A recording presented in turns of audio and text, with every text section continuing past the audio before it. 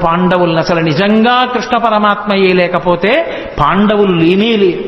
ఎన్ని సందర్భాల్లో ఎన్ని చోట్ల ఎంత రక్షించాడో. భీష్మాచార్యుల వారు స్వచ్ఛంద మరణం, ఆయన్ని నిగ్రహించగలిగిన వాడు లేడు.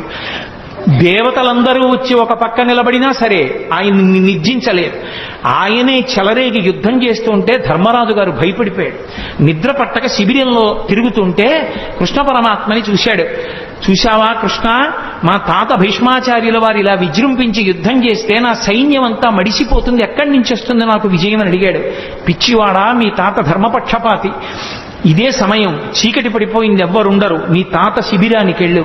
తాత ఇలా యుద్ధం చేస్తే మాకెక్కడి నుంచి విజయం వస్తుంది, తాత మార్గం లేదా అని అడుగు.